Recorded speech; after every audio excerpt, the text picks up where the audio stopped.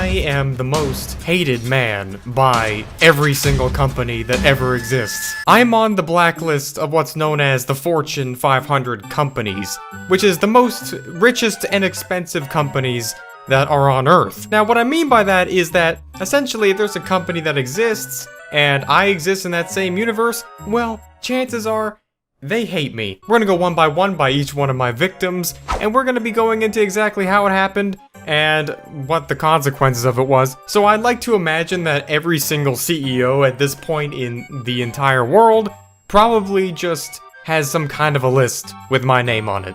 Just putting it out there, it has to be a thing. So, first we have Apple. Apple is the largest company on Earth, and I've had quite a, well, not so favorable history with them. I didn't do anything. They're the ones who attacked first, and now that is actually going to be a rare thing on this list in this video.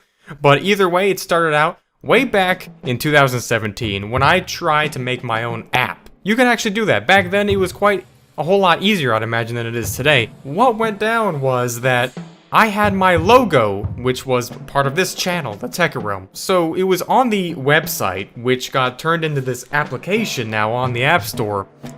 The problem with that whole thing was, in Apple's terms of service, all written down there in that very scrumptious 119 paragraphs of information that every single person on Earth definitely reads, it states that all things that are in an app, artwork, code, that Apple gets the rights to it. So they can literally use it and legally own it, apparently. So considering my YouTube channel had the logo in basically all the videos, essentially, Apple decided that it was a good idea to copyright every single one of my videos on my channel. Actually, not every single one, but over 200 total videos on my channel were taken down overnight. I literally had to hire a lawyer while I was in class using my school Wi-Fi to basically have a legal battle with Apple. But it ultimately got settled. All I had to do was just delete the app off the App Store and basically get banned from ever making another app on the App Store again, as long as it was made by me. And,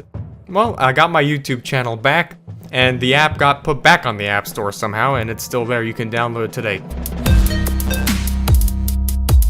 So now we're on Microsoft. Microsoft's in even more of a dilly of a pickle here. I ripped off Minecraft and made a whole knockoff version of it, of course, for a video.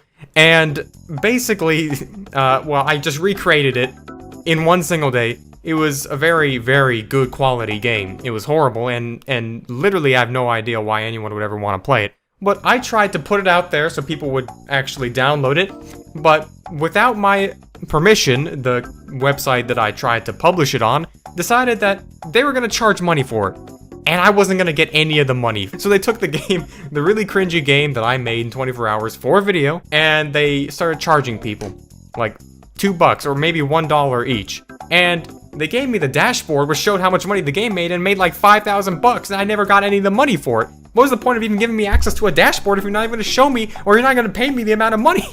I didn't want the money because ultimately I just got in trouble. Microsoft emailed me after that, and they said they're going to delete my entire YouTube channel and take down my video. They gave me a copyright strike because of this reason. I'm getting sued from every single direction from all these companies. I didn't even try to make money off their thing. But Alex from Microsoft was the one who was accusing me of this.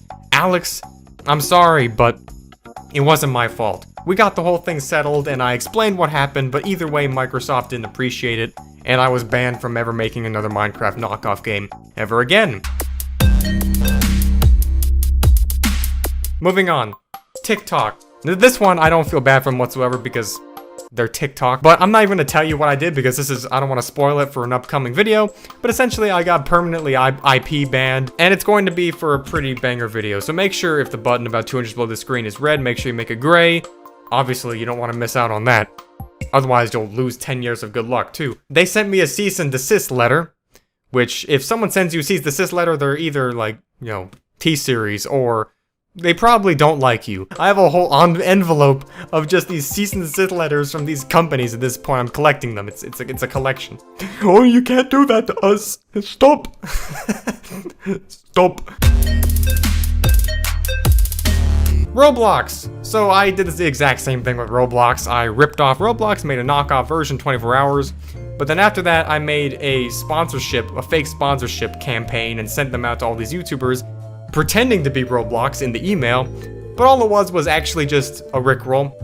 Each YouTuber who would open up the link I sent pretending to be Roblox would just see a never gonna give you up. Brilliant idea. I know I'm thinking out of the box. But anyways, that never turned into a video, and Roblox got pissed off and they emailed me saying, don't do that again.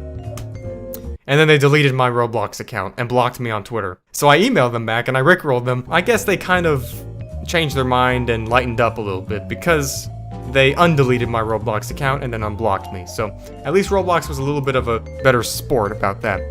Roblox is actually a stock on the stonk market too. I have no idea how that works, but that's cool, to be honest with you. Now Twitter, this one wasn't really my fault at all because my channel was hacked when this happened. This was in 2019, and the hacker who hacked my channel also hacked my Twitter account, and they used that opportunity to go spam all kinds of big Twitter accounts, including Twitter itself, a whole bunch of no-no words multiple times. I literally had to manually delete all the tweets of all the inappropriate things that this hacker was saying. And, well, basically, I don't think Twitter had any sympathy for me because they blocked me. And temporarily, of course. I had the account re-given back to me by contacting them. But after that, they unblocked me. I don't know if that was really, if they somehow knew that was what would happen after that, but not every day do you get blocked by Twitter. It was really a good one too. I don't mind being blocked by Twitter because that seems like something that I can actually put on my bucket list. It's quite an impressive accomplishment. Now YouTube. Well, honestly, YouTube probably just hates me because I exist, but this particular thing that made YouTube hate me was that I tweeted in 2019 bragging about my version of YouTube Rewind being so much better than their YouTube Rewind, and because of that, Susan Wojcicki, the CEO of YouTube, either coincidentally or purposely blocked me, and apparently it hurt YouTube's feelings so much that they never made a single rewind again after that. I'm sorry, I'm just that good. Now, I don't know if this was an accident, but Susan Wojcicki has since unblocked me. It might have actually just been a glitch, but that was a pretty good one. I like that.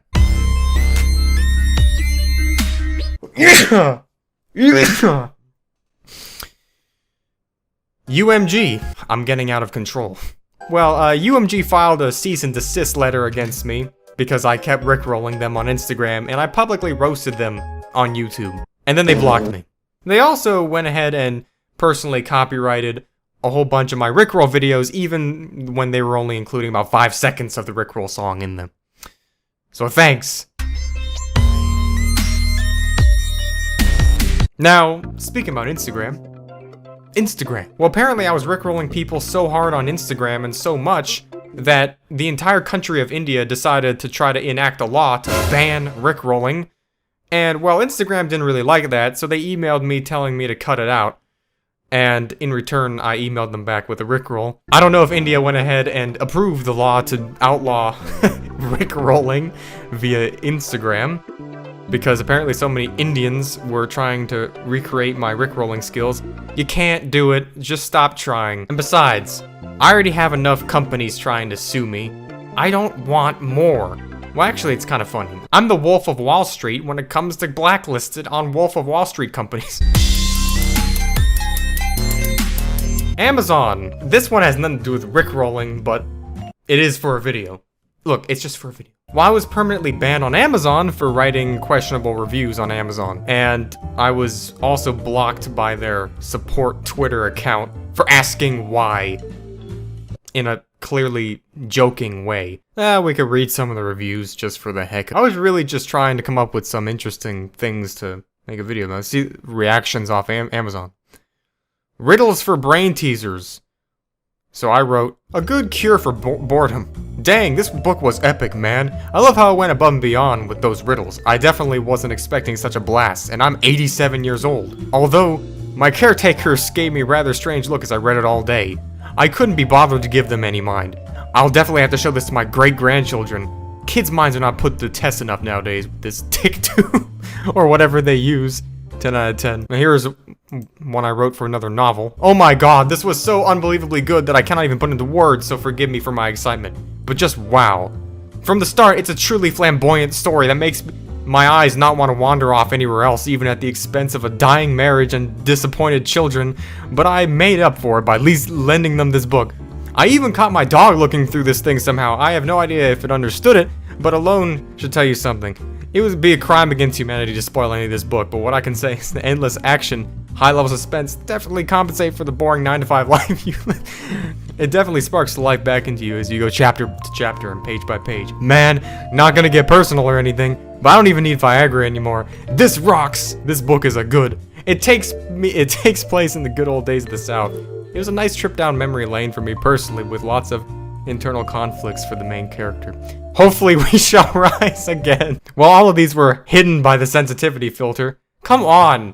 Like, listen, these reviews would bring a smile to people's faces. You're just taking them away. That's basically how I'm on the blacklist of all Fortune 500 companies. I just thought I would share that information with you people since I think it's very valuable and will definitely improve your life now that you know it. So, now that you do know it, I recommend, since you're already here, go about 2 inches below the screen, check out today's sponsor, which is the red button if it's red. It should not be red. Otherwise, you're missing out 10 years of good luck.